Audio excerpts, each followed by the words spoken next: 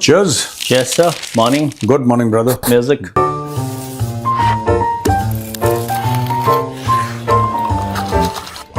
Cheers.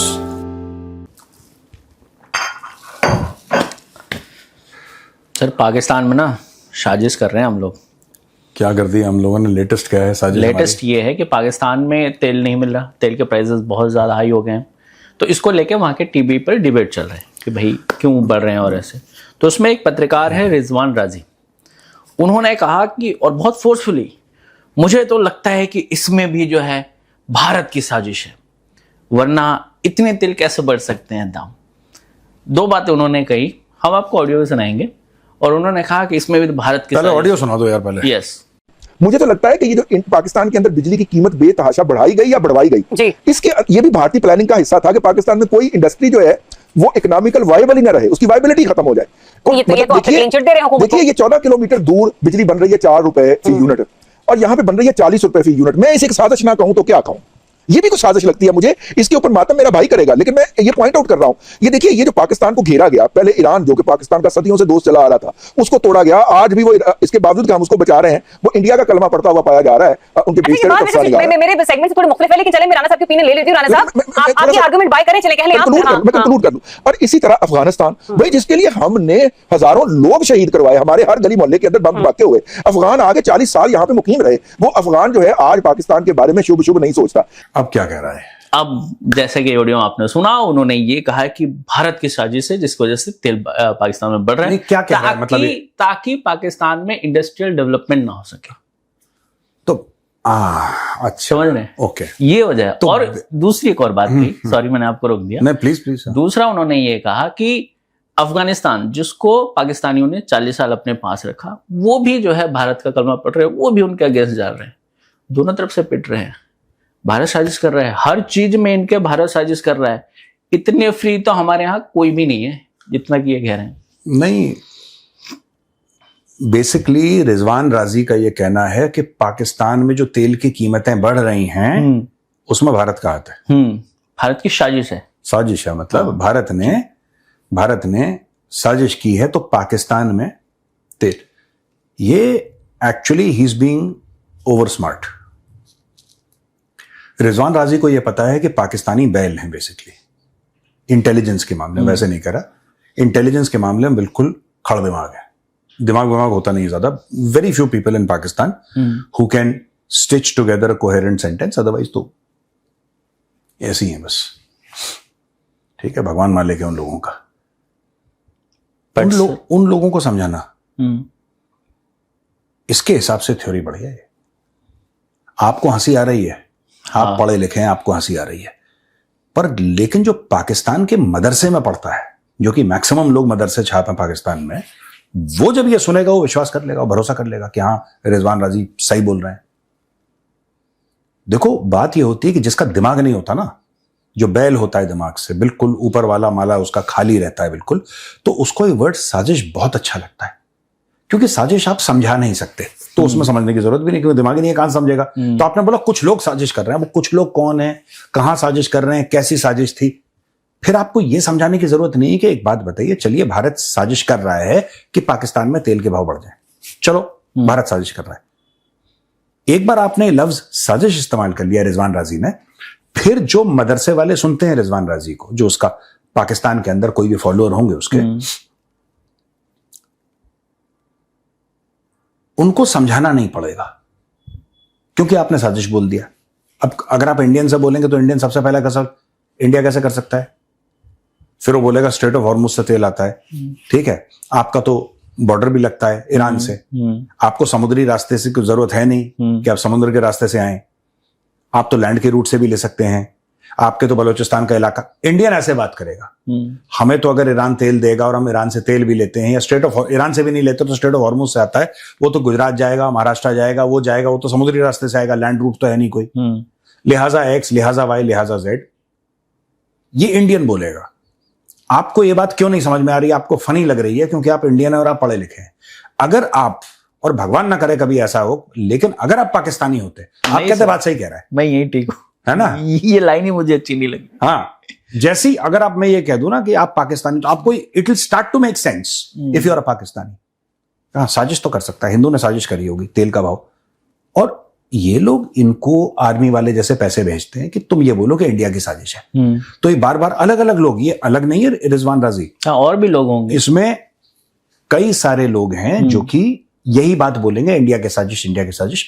क्योंकि एक बार आपने ये बता दिया कि हिंदू साजिश कर रहा है इस मामले में, फिर आसिम मुनीर और शहबाज शरीफ से प्रेशर हट जाएगा कि अब तो साजिश है और हम तो साफ दिल के लोग हैं और हम तो मासूम लोग हैं, जज्बातों में बह जाते हैं, ये 4-5 अपने डायलॉग मारेंगे, बच गए।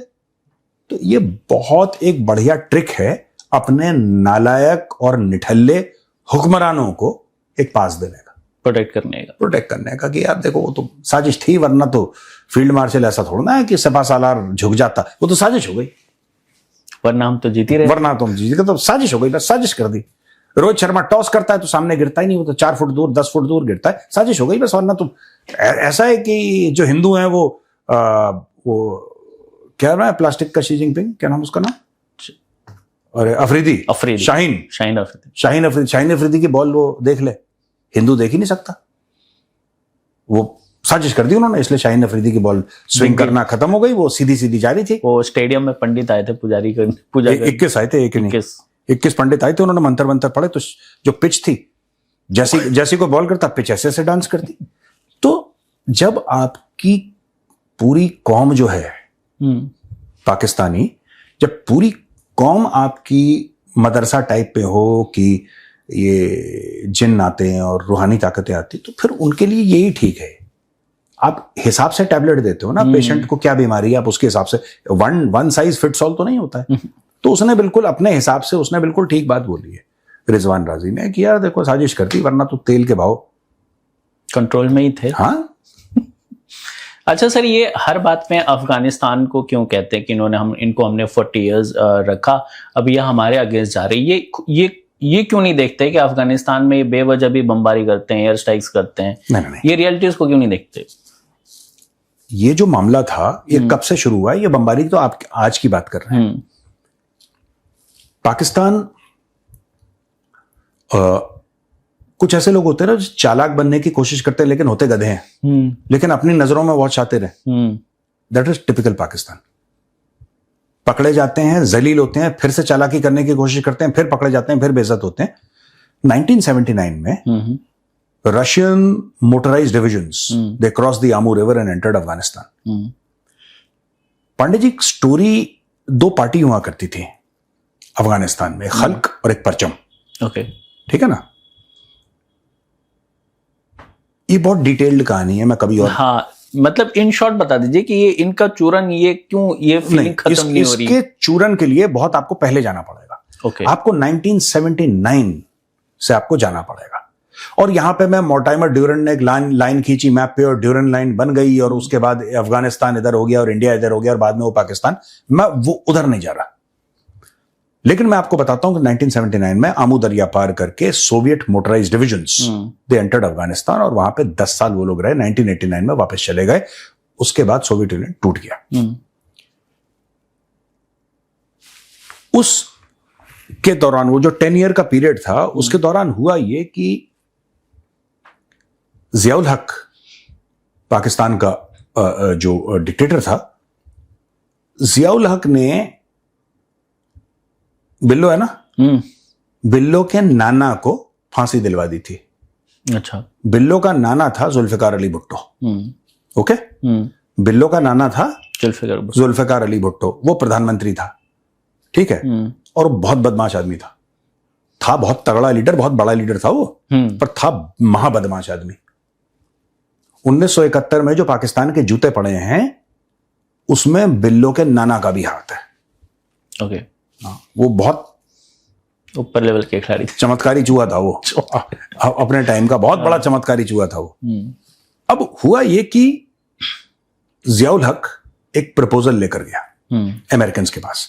अच्छा, अमेरिकन हाल फिलहाल में बहुत बुरी तरीके से जलील हुए थे। कहां पे? Vietnam war. और वियतनाम में जो वियतकॉन्ग थी, वियतकॉन्ग को पूरा financial, military support, training, indoctrination पूरा का पूरा सोवियत रूस का था। ठीक है। जियाउल हक का क्या प्रपोजल था? जियाउल हक का यह प्रपोजल था कि मैं आपकी मदद करके अफगानिस्तान को सोवियट्स का वियतनाम बना दूंगा। जैसे आप जलील हुए थे ना, आप बेइज्जत हुए थे, रुसवा होके आप निकाले गए थे, उसी तरीके से मैं आपकी मदद करूंगा कि आप सोवियत रूस को जलील करें, रुसवा करें। तो इन्होंने फिर हथियार देना शुरू कर दिया। ये स्क्रीन पे देखिए दोस्तों, एक फिल्म है और मैं चाहता हूं ये फिल्म आप जरूर देखें। थोड़ी सी रोमांटिसाइज्ड है लेकिन हिस्टोरिकली आई थिंक 70-80% एक्यूरेट है। इस फिल्म का नाम है चार्ली विल्सन्स वॉर। ओके। और इस चार्ली विल्सन्स वॉर का जो पोस्टर है मैं चाहता हूं कि स्क्रीन पे एक बार दिखाएं। ये फिल्म है और आपको जहां मिले आप जरूर देखिएगा। पाकिस्तान में जो लोग थे, जो आईएसआई वाले लोग थे, वो कितने बड़े नवाब हरामुद्दौला थे, ये आपको इस फिल्म देख के पता लगेगा। और एक और किताब है जो मैं बार बार लोगों को इंसिस्ट करता हूं पढ़ने के लिए, the bear trap. Okay. The bear trap. ठीक है। ये किताब का भी आपको पता लग जाएगा कि कैसे चुन चुन के नवाब हरामुद्दौला हुए वहां पे, चुन चुन के। अब हुआ ये कि सोवियत आ गए बीच में, इन लोगों ने अमेरिकन से पैसा लिया और अपने मदरसों में इन्होंने जहर घोलना, जहर पहले भी था, इन्होंने उसको जहर प्रोमैक्स कर दिया, फॉर्मलाइज कर दिया कि जिहाद फी सबिलिल्लाह और ये सब दुनिया भर की चीजें। ठीक है ना। और पाकिस्तान ने अमेरिका से पैसे लेके, ये जो रिजवान राजी कह रहा है ना, ये या तो पढ़ा लिखा नहीं है, या तो पढ़ा लिखा नहीं है, मदरसे से पढ़ा है। पाकिस्तान ने अमेरिका से, CIA से पैसे लिए और CIA से पैसे लेने के बाद इन्होंने अफगानिस्तान के अंदर आग लगा दी। अफगान वैसे ही परेशान थे, वो सोवियत वो उनको हेलीकॉप्टर गनशिप से मार रहे थे और दुनिया भर की चीजें कर रहे थे सोवियट्स। वो बड़ा जुल्म करा उन लोगों ने वहां पे। लेकिन क्या हुआ कि इन्होंने और आग में घी का काम किया। फिर अमेरिका ने एक दिन stinger missile the, rest is history. फिर उन्होंने वो, बिकॉज मैनपैड्स हुआ करते थे, वो ले गए और टक टक उनके हेलीकॉप्टर्स और उनके जहाज उड़ा दिए उन्होंने, ये सब। तो 89 में सोवियत वाले वापस चले गए। वही साल था कि कश्मीर में आतंकवाद शुरू हो गया, वो भी वहां से ISI के जो नवाब हरामुद्दौला थे उन लोगों ने वो भी काम करा। ठीक है ना। ऑपरेशन टोपैक किसी और दिन कहानी सुनाऊंगा। अब क्या हुआ कि जब पाकिस्तानियों ने आग लगा दी अफगानिस्तान के अंदर, अफगान तो पहले ही पाकिस्तान में आ रहे थे, रेफ्यूजी कैंप तो पाकिस्तान की जो मदाखलत थी, इंटरफियरेंस था, उसके पहले ही आना शुरू कर गए थे। लेकिन पाकिस्तान का वो करने के बाद पूरा मामला बिगड़ गया और उनके वापस जाने का रास्ता बंद हो गया, क्योंकि पाकिस्तान ने इतना रेडिकलाइज कर दिया। पाकिस्तान ने मजहब का इस्तेमाल करा, इस्लाम का इस्तेमाल करा और लोगों को रेडिकलाइज कर दिया। ठीक है। जनरल जियाउल हक ने खुद की आर्मी को भी रेडिकलाइज कर दिया। पाकिस्तानी आर्मी का जो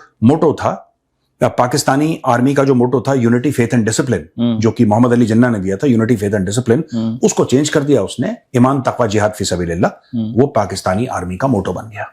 पाकिस्तानी आर्मी के फौजी जो कि विस्की ड्रिंकिंग ऑफिसर्स थे और डांस शांस म्यूजिक स्टाइल वाला जो वो थे ब्रिटिश, हिस्टोरिकली मिला, which was what the Indian army also was at that point in time, because it was the same army. British Indian army तो थी, एक दिन में वो पाकिस्तान आर्मी बन गई, वो इंडियन आर्मी बन गई। It was originally the British Indian army. सारी रेजिमेंट्स है, यहाँ पे पंजाब रेजिमेंट है, वहां पे पंजाब रेजिमेंट है। कुछ टूट के वहां पे पलटने चले गए, कुछ यहाँ पे आ गए। यही स्टोरी है। आर्मर्ड रेजिमेंट्स हैं काफी। तो ये सब हुआ, ऑल दिस हैपेंड, राइट। अब हुआ ये कि उसने अपने अफसरों को भी बोला कि लंबी लंबी दाढ़ी कर दो। तो आज की तारीख में आप अगर पहले देखेंगे, आप जियाउल हक के दौर के पहले देखेंगे, आपको सारे के सारे पाकिस्तानी आर्मी जो ऑफिसर्स हैं आपको दिखाई देंगे क्लीन शेवन, बिल्कुल ब्रिटिश। ठीक है। और स्कॉच पकड़ी, किसी ने सिगार, टॉप, बिल्कुल स्टाइलिश, बिल्कुल ब्रिटिश। और उसमें से ओरिजिनल वाले कई जो थे वो सैंडर्स में पड़े थे। They were trained by the British as were the Indian army. यहां पे भी तो ब्रिटिश सैंडर्स के काफी लोग ट्रेन थे। फिर बाद में IMA बना देहरादून में, फिर उसके बाद बाकी लोग IMA में उन्होंने ट्रेनिंग करी वगैरह वगैरह। लेकिन at that point in time the older lot were trained by the British. अब हुआ ये कि पाकिस्तान ने अमेरिका से पैसा लेकर पूरी आग लगा दी। उस जमाने में पाकिस्तानियों की दोस्ती एक अरब से हुई।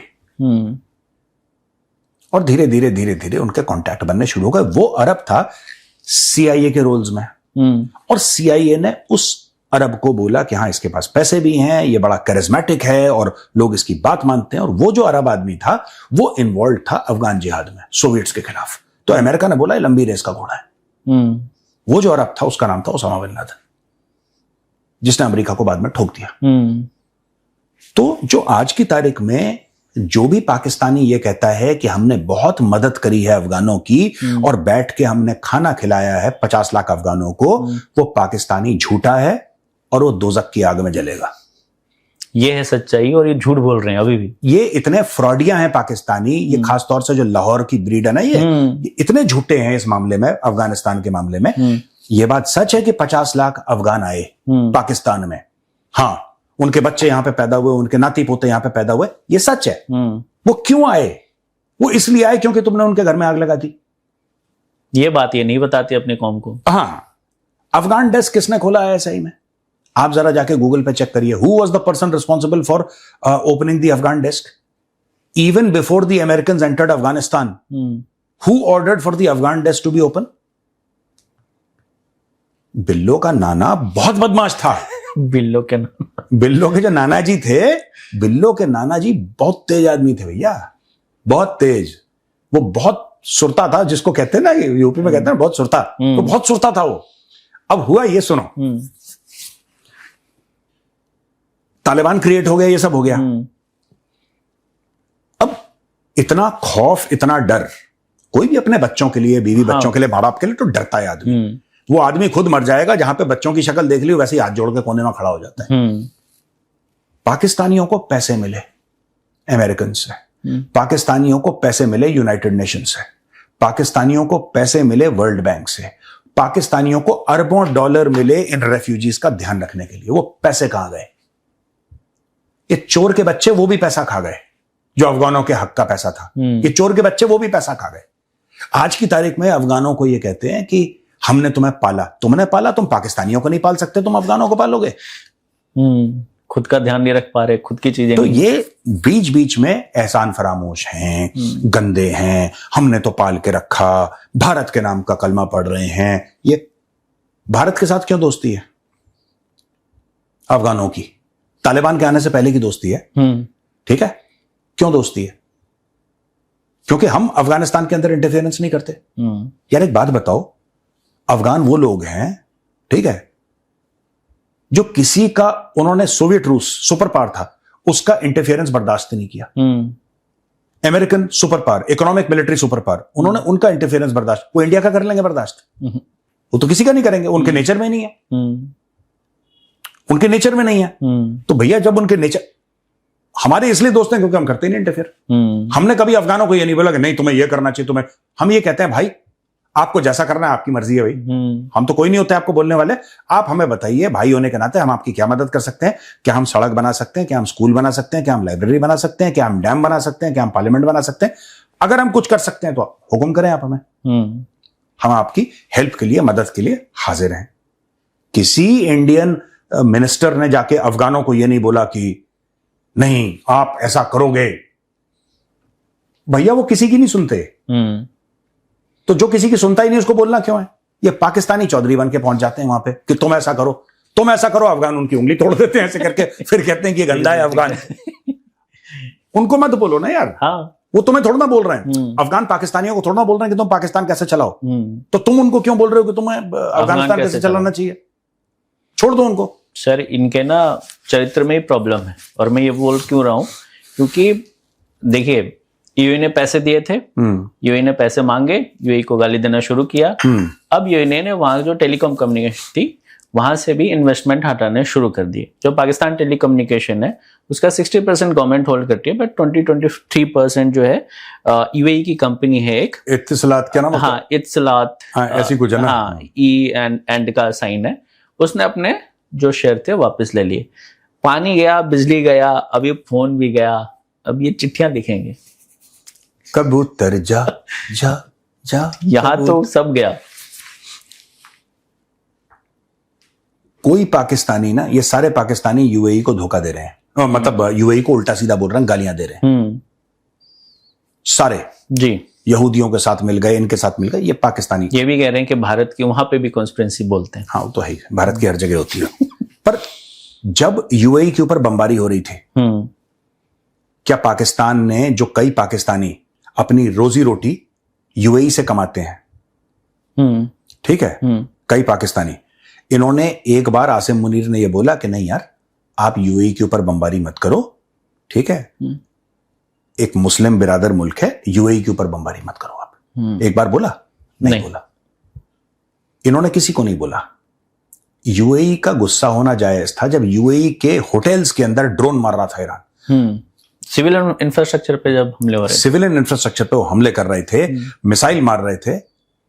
यूएई को बचाने के लिए तो पाकिस्तान नहीं आया।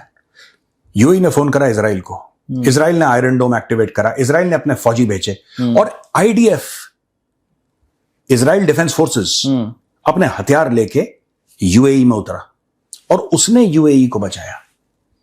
अब एक बात बताइए, जो आपके बुरे वक्त में आपका साथ देगा, आप उसके लॉयल होंगे कि ये फर्जीवाड़ा के जो बैठे हैं किशन लाल की औलादें? किशन लाल की औलादें वहां जाती है सिर्फ पैसे मांगने, भीख मांगने। अच्छा सुनो, ये अभी जैसे ईरान के साथ खड़े हैं सारे पाकिस्तानी, सारे पाकिस्तानी ईरान के साथ खड़े हैं और यूएई बुरा है। ये जब ये पूरा मामला सेटल हो जाएगा, ये थूक के चाटेंगे और फिर पहुंच जाएंगे दुबई पैसा कमाने के लिए। देख लेना, कोई तेहरान नहीं जा रहा, जाना है इनको यूएई पैसा कमाने के लिए। और अब एक नया फर्जी वाले का एक वो कर रहे हैं, Riyadh is the new Dubai. तो जाओ ना रियाद, किसने रोका तुम्हें? शॉपिंग दुबई में करनी है, प्लॉट दुबई में, प्रॉपर्टीज वहीं लेनी है, प्रॉपर्टी वहीं लेनी है। ये बहुत सर, ये ईरान के भी नहीं है, अब तो ईरानी देखो मैं बता रहा हूं, पाकिस्तानियों का जो पाकिस्तानी हुक्मरान है ना, लोग कहते हैं ईरान के नहीं, जैसा आपने बोला है यूएई के नहीं है, ये पाकिस्तानियों के भी नहीं है, ये सिर्फ अपने खानदानों के हैं ये, ठीक है।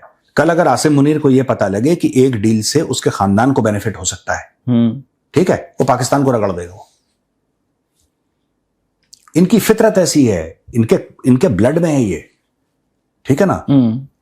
ये जो अफगानों को गालियां देते हैं ना कि अफगान ऐसे अफगान वैसे, मैं एक बात, वो जैसे भी हैं अफगान, और मैं ये नहीं कह रहा कि परफेक्ट हैं या अच्छे या बुरे में, अच्छे बुरे में नहीं जा रहा, ठीक है। अफगान बड़े लॉयल हैं, अफगान बड़े वफादार होते हैं, अपनी मिट्टी के लिए तो बहुत लॉयल, नहीं दोस्ती में भी बहुत लॉयल है, सुना है मैंने। पठान ने आपको बोल दिया, बस अफगानिस्तान में पश्तून भी हैं, वहां पे बलोच भी हैं, वहां पे हजारा भी हैं, वहां पे अलग अलग ट्राइब्स हैं, तो और अलग अलग लोग हैं। तो मेरा ये कहना कि सिर्फ पश्तून नहीं, वहां पे तो बहुत बहुत डाइवर्स जगह है अफगानिस्तान। लेकिन अगर आप अफगान एज अ कौम देखें, ठीक है ना, बहुत लॉयल होते हैं। अफगानों के खून में ना बेवफाई, गद्दारी, ये सब नहीं है, वो सब नहीं करता। हाँ, अगर आपके पीछे पड़ गया तो आपको निपटा देगा अफगान, वो अलग है उनका अफगानों का या तो फर्स्ट गियर है या फिफ्थ गियर है, सिक्स्थ गियर है, उनके बीच वाले मिडिल के तो गियर होते नहीं इनके। But they are very loyal people, बड़े वफादार लोग होते हैं, जबान के बड़े पक्के। एक कोड है ना उनका, पश्तून वाली बोलते हैं, एक उनका कोड है पश्तून वाली, उसमें कि अगर कोई मेहमान आए तो मेहमान का आपको कैसे ख्याल रखना है, ठीक है ना। उसका एक प्रॉपर एक उनका कोड है, और पूरे समाज में, सोसाइटी में बड़ी बेइज्जती हो जाती है उस अफगान की जो कि उस कोड को नहीं मानता या उस कोड को फॉलो नहीं करता। तो उनका एक प्रॉपर सिस्टम है उनका। पाकिस्तानियों का ये कोड है कि भाई मेरे बैंक में पैसे आए कि नहीं है, इनका कोई सिस्टम नहीं है सर, इनका सिस्टम ये है बस। पाकिस्तान के एक जर्नलिस्ट है सर, इमरान रियाज खान, ठीक है, वो तो बाहर बैठा है। हाँ, बट इसको जेल में पकड़ा के ले गया, पता है? इसको गायब कर दिया था इमरान रियाज। तो उन्होंने एक वीडियो जारी करते हुए दी, और उन्होंने कहा कि प्रधानमंत्री शहबाज शरीफ ने कहा कि पाकिस्तान के हालात हमने ठीक कर दिए थे, लेकिन ईरान वॉर की वजह से फिर से खराब हो गए, हमें मजबूरन तेल की कीमतें बढ़ानी पड़ेंगी। तेल की कीमतों को लेकर उन्होंने बयान दिया था। इनका कहना है कि भाई ईरान वॉर से पहले कौन से पाकिस्तान में दूध की नदियां बह रही थी और शहद बह रहा था, और आपने इन 2 सालों में ऐसा क्या ठीक किया जो अब खराब हो गया। बेसिकली आप ये कोशिश कर रहे हैं कि आपकी जो नाकामी थी, इनकी प्रधानमंत्री शहबाज शरीफ और आसिम मुनीर की जो नाकामियां थी, उसको छुपाने के लिए ईरान वॉर का शैडो दिया जा रहा है कौम को। हाँ, तो इमरान रियाज खान जो कह रहा है वो कोई नई बात थोड़ा है, ये तो फैक्ट है। ये अगर ईरान की वॉर खत्म हो गई, ये देखना 1 साल तक यही बोलेंगे कि हालात इसलिए खराब हैं क्योंकि वॉर का आप देखिए जाते जाते चीजें जाती हैं, एक दिन में थोड़ी चली जाती हैं। हाँ, नहीं साजिश नहीं, अब ईरान वॉर के चलते साल भर और निकाल देंगे ये, उसके बाद ये कुछ और कर लेंगे, ये कोई और शगुफा छोड़ देंगे कि इसकी वजह से ये हो गया। अब जैसे रिजवान राजी कह रहा है, उसको अलग काम पे लगा रखा है ISPR ने कि तू बोल देना कि इंडिया ने तेल के दाम पाकिस्तान में, इंडिया के अंदर तेल के दाम नहीं बढ़ाए, इंडिया ने पाकिस्तान के अंदर बढ़वा दिया। पर ठीक है, वो है, वो मदरसा जर्नलिस्ट है, आप नहीं, वो उसको बोला गया, वो कह रहा है, उसको जो समझाया गया है, जो उसके पास पैकेट पहुंचा है नोटों का, वो अपने हिसाब से रिजवान राजी गलत नहीं कह रहा, वो ठीक कह रहा है इंडिया ने साजिश करी है। ये तो है सर। आज के लिए इतने ही सर। ठीक है ना, हाँ, ऑल राइट, ओके, राम।